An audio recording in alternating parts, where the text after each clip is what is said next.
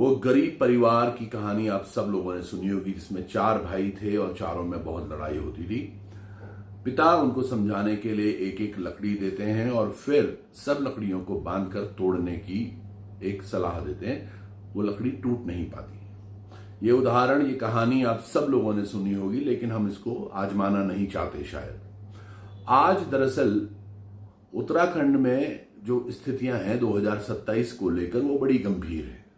एक पोस्ट मेरे सामने आया और उसके पीछे मुझे पुरानी कहानी भी याद आई। ये पोस्ट कुछ ऐसी थी कि जो अभी यूकेडी के जो नवयुवक हैं हमारे आशीष नेगी जी, वो गए थे मुंबई और ठाकरे से मिलने के बाद एक कयास और यूं कहें एक प्रोपेगेंडा सा चलाया जाने लगा कि क्या यूकेडी कांग्रेस के साथ मिलकर लड़ रही है। ऐसे ही पहले पूर्व में हमारे अध्यक्ष जो हैं उत्तराखंड स्वाभिमान मोर्चा के बॉबी पंवार ने एक स्टेटमेंट दिया था कि हाँ, सभी विपक्षी ताकतों को एक होना चाहिए। ये बात बिल्कुल सत्य है, क्योंकि ऐसा ही बयान गणेश गोदियाल द्वारा दिया गया था। इन तीनों बयानों को लेकर, तीनों की कयासों को लेकर अलग अलग टिप्पणियां की गई और सब जगह ये बोला गया। अब समझिएगा ये डर किसको हो सकता है अगर सभी लोग एक आ जाएं। देखिए, प्रैक्टिकल बात है, हम सब लोग उत्तराखंड के लिए बहुत भाव रखते हैं। हम चाहते हैं कि हम बिल्कुल आज लड़ें, अभी लड़ें और सब कुछ हमारे पक्ष में हो, लेकिन राजनीति ऐसी है नहीं। अभी भारतीय जनता पार्टी का आपने लेटेस्ट चुनाव बंगाल का देखा, उससे पहले आपने हरियाणा चुनाव इनका देखा, दिल्ली चुनाव आपने देखा, आपने वो तमाम चुनाव इनके देखी कि कैसे करके ये क्या कुछ करने में सक्षम है। अगर आज उत्तराखंडियत को बचाने की बात होनी है, आज हमारे पहाड़ को बचाने की बात होनी है, तो यकीनन सबको वो मुट्ठी वापस से बनानी पड़ेगी। वो लकड़ियां बिखेर के नहीं रख सकते ताकि वो टूटे ना। जितने भी सोशल मीडिया पर हमारे तमाम जो लोग देखते हैं, जो फॉलोअर्स भी हैं और साथ के साथ वो उत्तराखंड की पीड़ा को भी रखते हैं, मैं समझ रहा हूं आपकी बात। आप कह रहे हैं बिल्कुल सही है, पर समझिए, चलो उदाहरण के तौर पर त्रिभुवन चौहान ही ले लें। केदारनाथ में हम लड़ने जाते हैं, वहां पर एक यूकेडी से भी प्रत्याशी हो, वहां पर कांग्रेस से भी प्रत्याशी हो, वहां पर अन्य दलों के भी प्रत्याशी हो, भाजपा भी 2-3 निर्दलियों को उतारेगी। सब जब वोटें कटेंगी तो फायदा किसको होगा? अल्टीमेटली ये केवल त्रिभुवन की सीट नहीं है केदारनाथ, ये हर जगह हर सीट पर ऐसी ही कवायदें होंगी। हम सभी दलों से वार्तालाप कर रहे हैं। यूकेडी से भी जब हमारी वार्तालाप हुई थी तो हमने साफ साफ स्पष्ट एक मंचन ये किया हुआ है कि भैया लड़ना है तो साथ लड़ेंगे। A+B+C ज्यादा ताकतें होंगी किसी को लड़ने के लिए, अपनी ये सीटें निकालने की। भावनात्मक बहुत अच्छा है जी, हम लड़ेंगे, कटेंगे, मरेंगे। आज चाहे स्वाभिमान मोर्चा हो, यूकेडी हो, हमें सोचना पड़ेगा कि हमारी जड़ें यानी कि बूथ स्तर पर कितना मजबूत है हमारा एक कैंडिडेट हर सीट पर। यूकेडी अगर 70 सीटों पर बात कर रही है, हम तो बोल रहे हैं कि जी 70 नहीं भी, कुछ ऐसी चुनिंदा सीटें जहां पर हमारे प्रत्याशी मजबूत दिख रहे हैं, वहां आप सपोर्ट करो। हम तो इसमें और बढ़ चढ़ करके बोलते हैं कि जहां पर यूकेडी और यूएसएम के मोर्चे के जो लोग हैं वो अगर स्ट्रांग दिख रहे हैं तो वहां कांग्रेस को भी सीट छोड़ देनी चाहिए। अरे वो लोग, अब कई लोगों का कहना है कि भी सत्ता कैसे आएगी। अरे सत्ता कहानी बहुत अलग है। पहले उन लोगों को आप अंदर भेजने का प्रयास तो करें जो लड़ना जानते हैं, लड़ सकते हैं और लड़ेंगे। क्यों नहीं ऐसा हो सकता है कि हम लोग बहुमत से अंदर जाएं? अंकिता भंडारी प्रकरण में खामोश रहा सब कुछ, क्यों? क्योंकि वहां अपने लोग नहीं थे। फिर भी ऐसा नहीं है, कुछ विधायकों ने बोला, वो कांग्रेस के ही थे, निर्दलीय ने भी बोला। पर आप समझिए, जब वहां हमारे माइंडसेट के लोग होंगे, अब उसमें चाहे यूकेडी से आशीष रावत हो, एक भाई और अच्छा काम करते दिखते हैं मुझे, कुलदीप रावत हो, काशी सिंह एरी जी हो, या कुछ अन्य चेहरे, या यूएसएम से सोचो, त्रिभुवन चौहान वहां है, बॉबी पंवार वहां है, भूपेंद्र कोरंगा हैं, या पुष्पा रावत, सुधीर राय, ऐसे कुछ लोग जो केवल वहां बोलने की क्षमता छोड़िए, आज धरातल पर भी बोलकर और करके जनता के लिए, उनके हक हकूकों के लिए लड़ना जान रहे हैं, जब वो लोग वहां अंदर जाएंगे तो उनकी वरीयता उत्तराखंडी होगी। हम ये क्यों नहीं सोच पा रहे?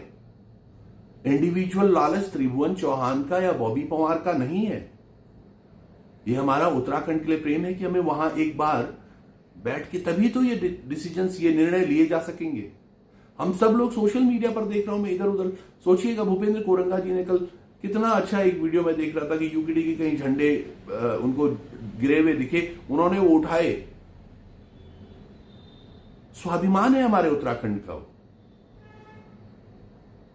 ये आपस में लड़ाइयां नहीं होनी चाहिए।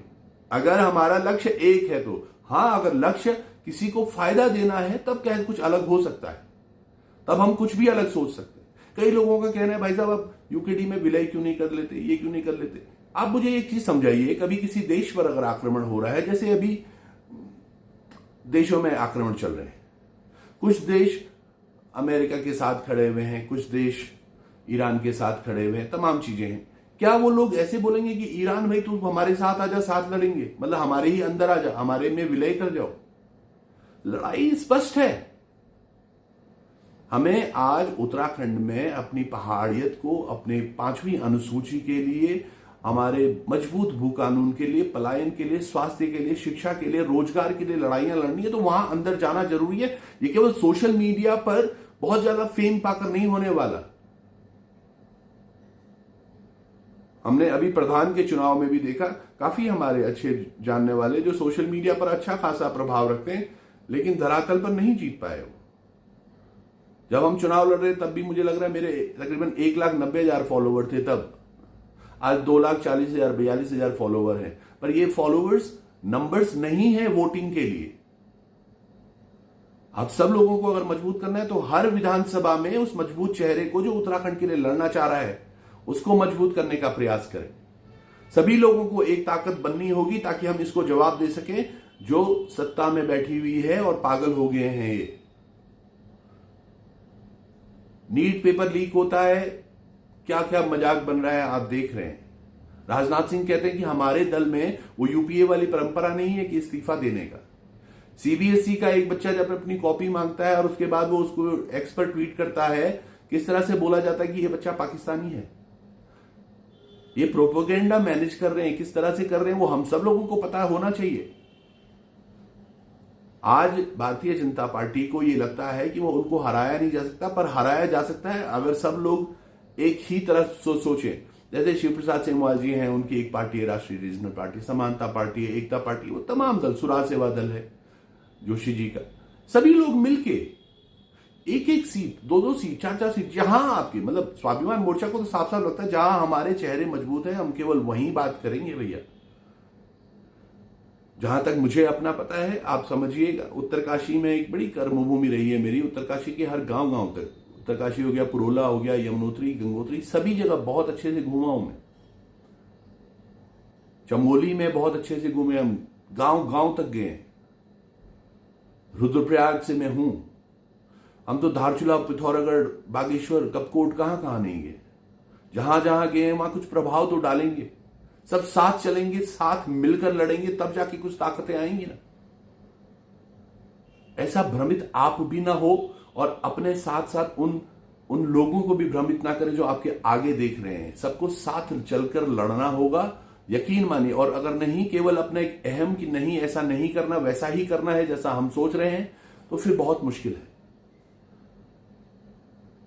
एक बड़ी पॉजिटिव डायरेक्शन में एक नई राजनीति की शुरुआत कर रहे हैं। आप समझिए, जब कुछ लोग अंदर जाएंगे तभी परिवर्तन संभव है। बाहर केवल चिल्लाते रह जाएंगे सोशल मीडिया पर या फिर सड़कों पर, ये होता रहेगा और ये केवल आज नहीं रुकने वाला, ये हमेशा यूं ही चलता रहेगा। तो सबको एकजुट, एक मुठ वे जावा, ये उत्तराखंड वे जावा, ये तो बना नेगेटिव, हम किले नहीं बिगड़ा। क्यों चाहिए आपको त्रिभुवन चौहान की एक पर्टिकुलर दल में चले जाओ, या बॉबी पंवार, या फिर मैं बोलूंगा आशीष ने कि हम बोलेंगे कि भाई तुम स्वाभिमान मोर्चा में आ जाओ। क्यों? जो जहां है व्यवस्थित वो वहीं से लड़े और सब लोग मजबूती देना। क्यों नहीं एक दूसरे को मजबूत, एक दूसरे की टांग खिंचाई। अभी वो टांग खिंचाई के चक्कर में देख लो हरियाणा क्या क्या बोल रहे हो। कौन अधिकार दे रहा है इनको? हमारी गलतियों की वजह से कोई अगर बोल पा रहा है तो उसका जवाब बड़ा स्पष्ट है। हम सैन्य भूमि, हम देवभूमि से आने वाले हैं। हमें किसी को कोई भी फेसबुक पर आके कुछ बोलेगा, सोशल मीडिया पे बोला, हम उसका जवाब देने जाए, मुझे नहीं लगता वो उचित है। कुछ दिन में सब समझ में आ जाएगा। आज हरियाणा भर के तमाम ड्राइवर भाई हमारे केदारनाथ धाम में हैं, बद्रीनाथ, यमुनोत्री, गंगोत्री की 4 धाम की यात्रा, सबकी रोजी रोटी चल रही है उत्तराखंड के इन धामों से। हमें पटाक्षेप नहीं करना। हम पढ़े लिखे लोग। विरोध उनका जो गलत कर रहे हैं यहां, और वो करते आए हैं, करते रहेंगे। लेकिन जो सच्ची श्रद्धा से आ रहे हैं उनके लिए क्या? अनुपम चौधरी, वो भी तो यूपी से है, जो पायलट हैं, जिसने 6 जानें बचाई। उनके लिए हमारे इज्जत है।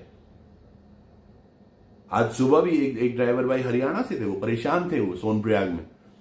मैं से जो बन पाया मैंने किया अपने लिए। लोगों, मैं हर उस व्यक्ति के लिए करना चाहता हूं जो परेशान है। वो किस धर्म से है, किस जाति से है, कैसे परेशान है, क्यों परेशान है, हरियाणा का है, यूपी का है या उत्तराखंड का है। अरे वसुधैव कुटुंबकम हम बात करते ना।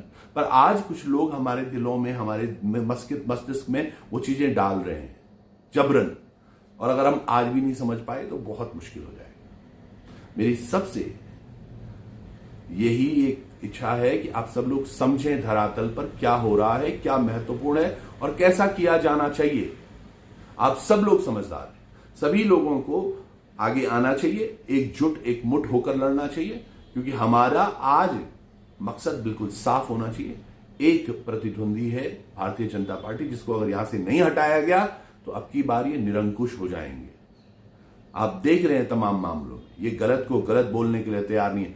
आरटीआई में नाम आ रखा है, आरटीआई में पर्चियां आ रखी हैं विधायक आशा नौटियाल की या मंत्री जी की बेटी उनकी, और इनके जो जिला अध्यक्ष हैं उनकी रुद्रप्रयाग से। पर वो उस पर्ची को, क्योंकि आरटीआई, अरे बीकेटीसी भी तुम्हारा है भैया, ये पार्टी भी तुम्हारी है, ये लोग भी तुम्हारे हैं, बीकेटीसी भी तुम्हारा है, जिसने इन्फॉर्मेशन दी वो भी आपके हैं। अब झूठ कौन बोल रहा है, सच कौन बोल रहा है, ये तो आप जानो, या जनता को बेवकूफ बना रहे हो आप। समझने वाली बातें हैं, हम सबको समझना होगा कि अगर इनको यहां से बाहर खदेड़ना है तो सभी लोगों को एकजुट, एकमुठ, सभी लोगों को एक ताकत मजबूत बनानी होगी। हम अपने स्तर पर प्रयास कर रहे हैं, करते रहेंगे, आगे भी करते रहेंगे। आप सब लोगों से बस ये उम्मीद है कि समझदारी दिखाएं। भावनात्मक ठीक है जी, लड़ना चाहते हैं, करेंगे, ये करेंगे, कैसे? उनके पास करोड़ों पैसा है, करोड़ों रुपए है, कैसे मैनेज करोगे आप उनको? कैसे एक एक सीट, एक एक बूथ तक पहुंचेंगे, वो सोच रहे हैं? या केवल फेसबुक, सोशल मीडिया पर होने वाला है? नहीं, ये मैं अपने लिए भी कह रहा हूं। हम सबको मजबूती से लड़ना होगा, तब जाकर मुझे अच्छा लगेगा। केदारनाथ की जनता पर विश्वास है मुझे, वो मुझे भेज रहे हैं आगे।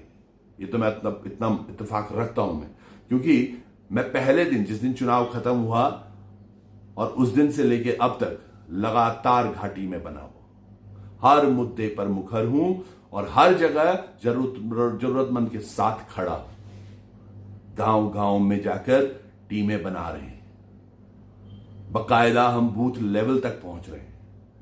तल्ला नागपुर में कमी थी, वहां पूरी कर रहे हैं, चीजों को समझ रहे हैं, वैसे ही करके की जाएंगे। हमारे पास बहुत अधिक धन नहीं है, पर मुझे यह पता है कि जनता को जिस दिन लगेगा कि यहां कुछ करना है, जनता भी सहयोग करेगी और भर भर के करेगी। मुझे अभी से फोन आ रहे हैं, पर केवल त्रिभुवन नहीं, मुझे चाहिए कि वहां सब हो। बॉबी भी हो तो आशीष भी हो, तो वो कुलदीप भाई भी हो, इधर से भी हो, उधर से भी हो, सुधीर राय जी हो, पुष्पा रावत हो, हमारे सभी लोग मजबूती से वहां बैठें। इसके लिए जरूरी है कि अगर इन दलों को, इस दल को बाहर यहां से भेजना है तो सभी को एक होना पड़ेगा। विकल्प और कुछ नहीं है। जितनी भी ताकतें हैं उत्तराखंड में, सबको एक होकर लड़ना होगा, वरना बहुत मुश्किल हो जाएगी। फिर पछताए होत क्या, जब चिड़िया चुग गई खेत, बाद में नहीं बोल सकते। This is the time, we still have 5-6 महीने हैं, इस पर हम सब लोगों को बात करनी चाहिए। बहुत बहुत प्रणाम, बहुत समय लिया आपका, धन्यवाद।